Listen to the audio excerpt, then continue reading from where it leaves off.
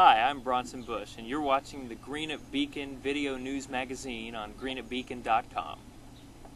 We're with Allen Blair, who's a spokesperson and the information officer for the Kentucky Department of Transportation District 9 office, which is located in Flemingsburg. And Allen also spent some time in the media here in eastern Kentucky.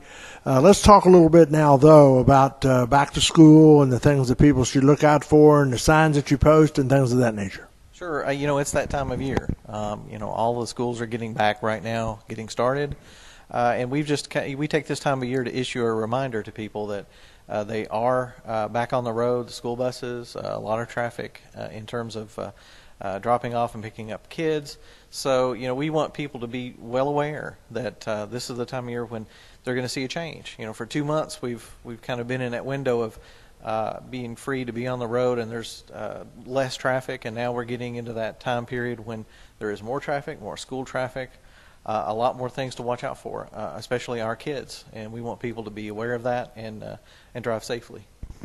Particularly, though, let's talk about school zones. The speed limit does reduce in speed zones. We have this sign behind us that shows that you're coming up on pedestrian traffic. Exactly.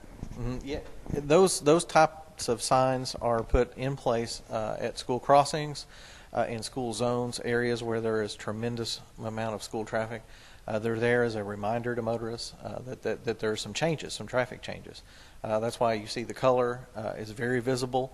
It's in fact, this is a specific color for those school zones, so that when you see it, you know that you're there, and the symbols are the same.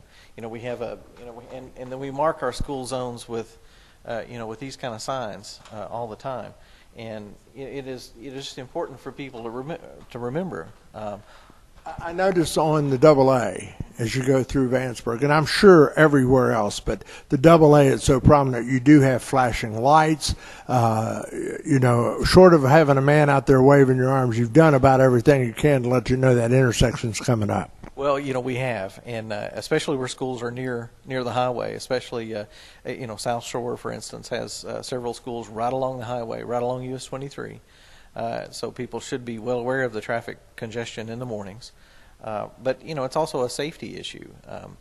Like you said, along Vanceburg, along the AA highway, we've put up a lot of warning markers. Flashing beacons. A lot of schools have those on timers so that they're on and off at certain times. And it's our way at engineering a way to promote safety among drivers. Get it in our heads that when you're driving down the highway, a lot of things are in your mind. But we want you to make sure that you remember at this time of year, when we have this change back to that there are kids out there, our children and our school bus drivers, and let me say too about the school bus drivers. Those folks are the very professional drivers that they are, but they need our help to make sure that their children, that their charges on that bus, that they're safe, and they need us to pay attention to them and watch for them, and watch for the warning flashers, obey them. These signs are there to be obeyed, as well as a warning. So you mentioned speed limits. Speed limit changes in school zones during certain times of day. That is for a very good reason. We have a lot more traffic.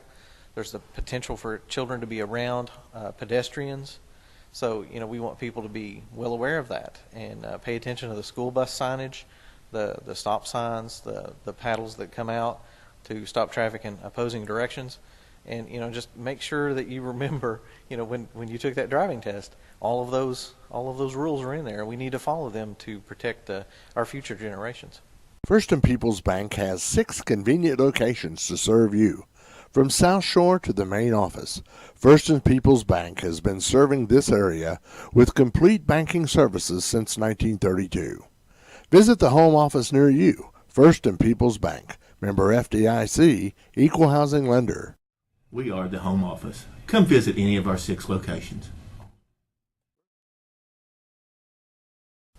And while you're not in law enforcement, I do want you to help me acknowledge that those signs and those speed limits are very enforceable.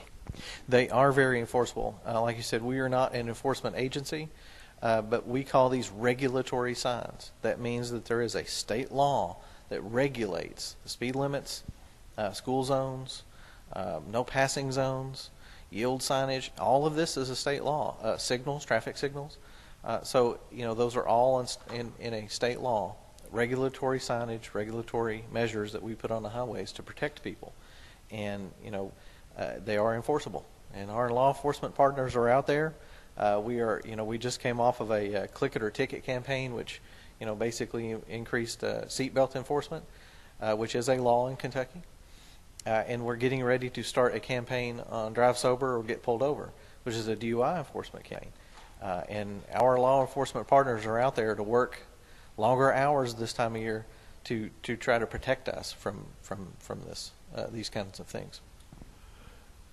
As I said at the beginning, you are the spokesperson for the District 9 office, which does include Greenup County and many counties, road work and cleaning the roads. Allen's the one who sends out the announcements about what roads are clean and what roads are not during snow emergencies.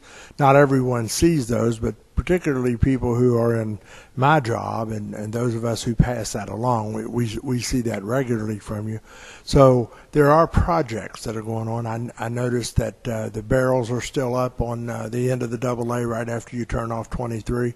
Let's talk a little bit about, in your mind, let's say from now to the end of the year, what kind of things can be expected, particularly in Greenup County, which is what we're talking about.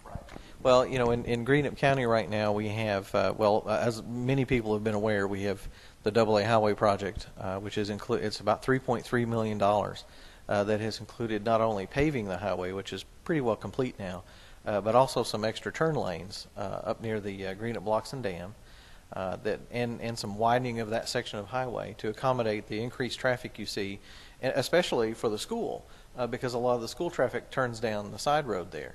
So we have a new turn lane in place there, which I think people this week are probably really enjoying. It's enhanced the access to that area and the traffic flow. So that was one part of the project. That is actually nearing completion. We have very little traffic impact now, although the work zone on the AA highway from 23 to Route 7 at Beachy is still a 45-mile-an-hour zone. We want people to be aware of that, because we have guardrail contractors and other people still working to kind of on the final touch-up of that project.